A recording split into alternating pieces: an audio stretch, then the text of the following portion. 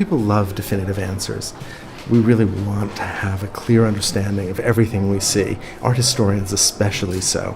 But people also love to make things. We love to make art. And one of the oldest works of art in the world, yet found, is a small female figurine that's sometimes simply called female nude, but is still universally known as the Venus of Willendorf, a name that makes no sense whatsoever, but really speaks to the lens that our culture looks through.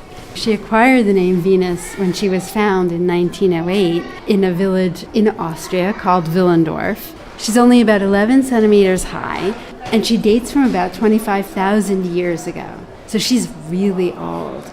And in the museum in Vienna, where we're looking at her in the Natural History Museum, they've shrouded her in darkness in a glass case illuminated from above. The outside looks like a Greek temple, and on it, it says Venus of Willendorf. And in fact, in the temple, there's a little button, because remember, this is a science museum. Lots of kids, and kids love to push buttons. And when they do, the white light on the figurine turns red, and a little flute music starts. Now, of course, we have no idea if these people listen to music, what that music would have been. It's really an attempt to fill in all the gaps. We know almost nothing about her. We don't know why she was made, who made her.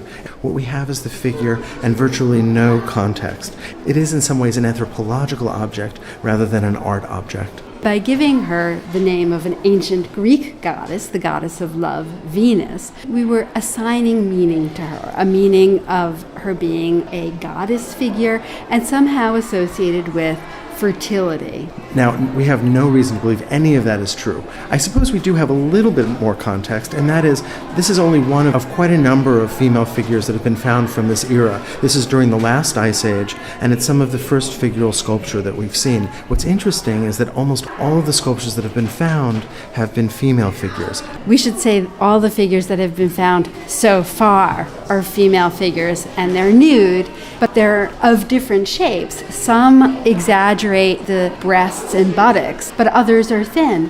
But maybe in 10 years or 100 years, art historians and archaeologists will find male figures. So all of this is guesswork. All we've got to look at is the figure itself. Let's take a close look.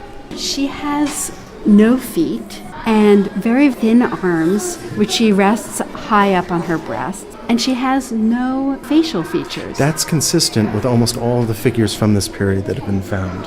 There is a careful rendering of the hair, or perhaps a woven hat that's on her head. Some archaeologists have suggested that this might be a reed hat that she wears. Oh, there's the music and the red light. That's right, a small girl has just pushed the button.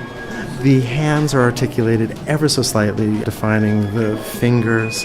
And archaeologists who've looked at this carefully have suggested that perhaps the exaggeration of the stomach and of the breasts and of the head, the sort of bulbous shapes throughout, are partially a result of the natural shape of the stone. This is a limestone object. She's symmetrical and is clearly not something that was meant to stand up. As you mentioned, there were no feet, but this is a figure that would easily fill a hand, and you have the sense that this is something that was meant to be held. Carried in a pocket, perhaps, something like that. She does fit comfortably in a hand. We know that she was originally painted with ochre paint, a kind of red paint. Beyond that, it's really hard to say much more. So we'll continue to be fascinated by it. Art historians will continue to try to find answers, but in some ways I'm sure we'll always fall into the trap of reflecting our own interests and our own needs as we try to understand this object. I'm not sure that we'll ever fully understand it or be able to retrieve its original meanings. No.